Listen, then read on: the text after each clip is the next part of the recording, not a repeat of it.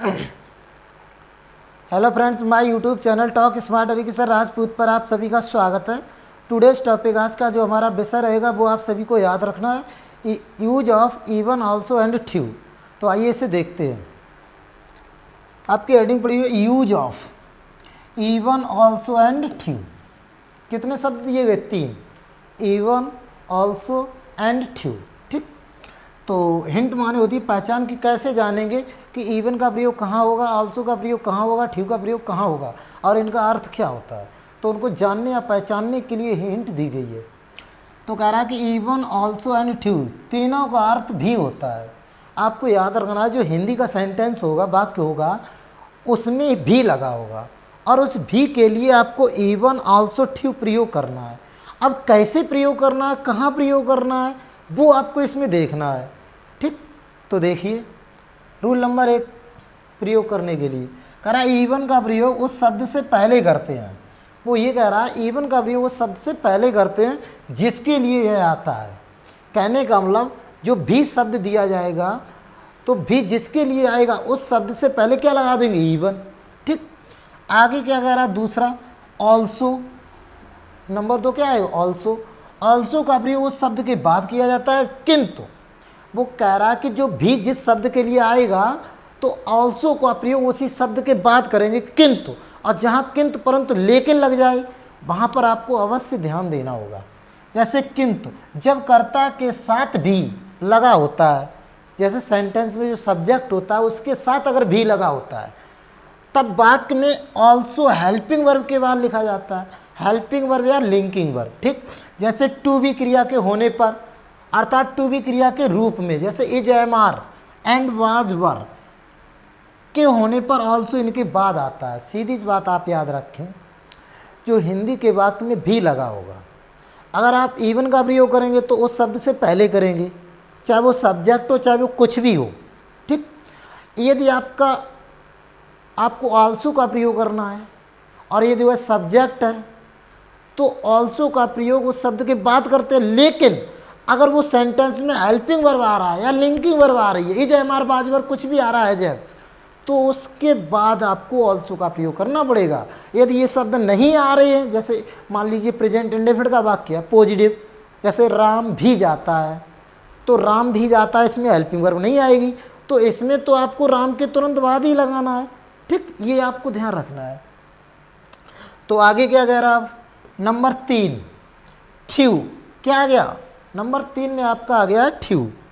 ट्यू हमेशा उस शब्द के बाद ही आता है। अब आपको ध्यान रखना, ट्यू का प्रयोग जो भी शब्द लगा होता है, जिस शब्द के लिए आता है उसके तुरंत बाद लगाइए आप, चाहे उसमें हेल्पिंग वर्ब हो चाहे कुछ भी हो, उससे आपको मतलब नहीं। तो तीनों कंडीशन आ गई समझिए। इवन का प्रयोग उस शब्द के पहले आएगा, ऑल्सो का प्रयोग 2 कंडीशन में करेंगे, उस शब्द के बाद भी करते हैं, यदि उसमें कोई हेल्पिंग वर्ब या लिंकिंग वर्ब दी जा रही है, जय मार बाजवर, तो आप ऑल्सो का उसके बाद कर देंगे। लेकिन वो सब्जेक्ट के रूप में आ रहा तो, अगर सब्जेक्ट के रूप में नहीं आ रहा तो आप उसके तुरंत बाद ही लगाएंगे।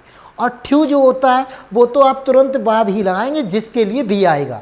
ठीक, जैसे देखिए सेंटेंस में मेरा मित्र भी यहाँ रहता है, अब भी किसके लिए? मेरा मित्र। तो ये आप कितनी कंडीशन से बनाएंगे? 3। तो सबसे पहले आएगा इवन, क्या लगाएंगे?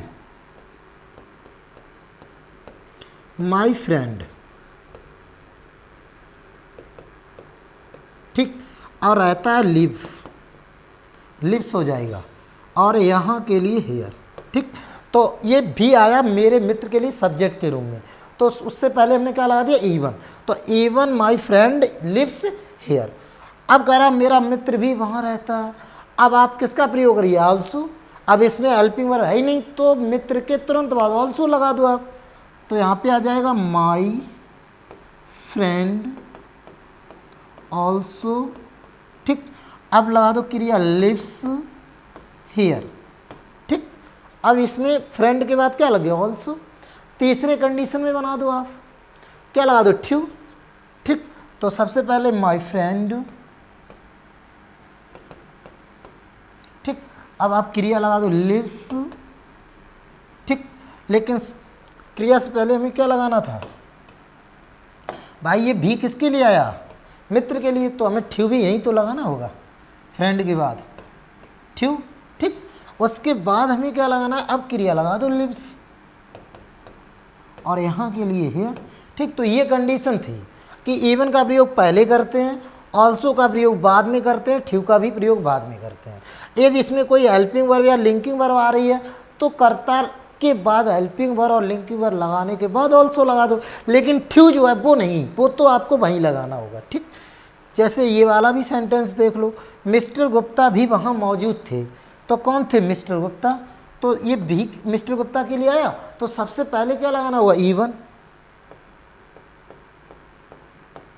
मिस्टर गुप्ता, ठीक, अब क्या आएगा, वॉज, वहां मौजूद थे, प्रेजेंट देयर, प्रेजेंट देयर। ठीक, ऐसे हो जाएगा। तो even mister Gupta was present there, अथवा करके बना दो आप, तो अथवा करके क्या आएगा, ऑल्सो। तो इसमें सबसे पहले मिस्टर गुप्ता। ठीक, अब इसमें देखो आपको ध्यान रखना है, ऑल्सो आ गया, इसमें वॉज वर्ब आएगा ना, ये क्या है, लिंकिंग वर्ब। जब लिंकिंग वर्ब है तो ऑल्सो के कहाँ आएगा, वॉज वर्ब के वॉट, तो वॉज, अब क्या लगा दो आप, ऑल्सो। ठीक, अब आप वहाँ मौजूद थे, प्रेजेंट देयर। ये कंडीशन याद रखनी है कि अगर ये कंडीशन है तो फ्रेंड के बाद लग ही गया, लेकिन वो अगर हेल्पिंग वर्ब दे रहे हैं मान लो, तो हेल्पिंग वर्ब के बाद लगाएंगे, फिर गुप्ता जी के बाद नहीं आएगा। ठीक, तीसरा कंडीशन, उसमें चाहे हेल्पिंग वर्ब हो या ना हो, उसमें ठ्यू का प्रयोग उसके बाद ही लगाना होगा जिस शब्द के लिए आएगा। ठीक, तो एक बार देखिए जरा, मिस्टर गुप्ता, अब इसमें आपको नहीं, मतलब इसमें यहीं पे लगाना है, केवल आपको ध्यान रखना है तो ऑल्सो का प्रयोग ध्यान रखना है। अगर हेल्पिंग वर्ब या लिंकिंग वर्ब आ रही तो उसके बाद लगा दो, अन्यथा आपको ठ्यू और वो बाद में ही लगाना होगा। ठीक, अब यहाँ पे लगा दो वॉज प्रेजेंट देयर। ओके, आगे देखिए जरा,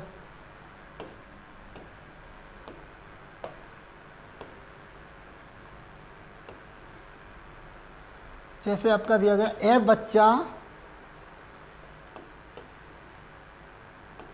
ऐसे ये बच्चा पढ़ता भी है, तो ये दी गई है 3 कंडीशन। तो सबसे पहले यहाँ पहली कंडीशन लिख दो, ये बच्चा पढ़ता भी है।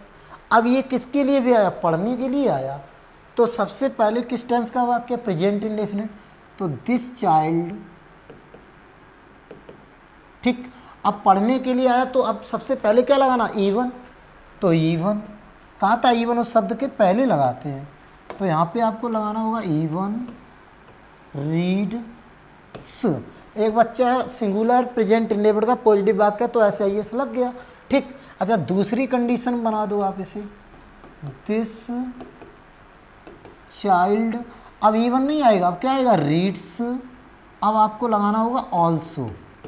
ठीक, तीसरी कंडीशन बना दो आप, दिस चाइल्ड रीड्स, और लगा दो ठ्यू, ये बनेगा। अगर हेल्पिंग वर्ब नहीं आ रही तो ये तो आपको बाद में ही लगाने होंगे, अन्यथा हेल्पिंग वर्ब आ रही है और सब्जेक्ट के साथ आ रहा भी, तो आपको वो ऑल्सो इधर कर दो, बस कोई दिक्कत ही नहीं। और इवन तो उस शब्द के पहले लगाना है, उसी प्रकार ठ्यू शब्द के बाद लगाना है, इसमें थोड़ा ध्यान रख लो, बस कुछ है ही नहीं उसमें। तो ये आपका हो गया, that's all, thanks all watching so much.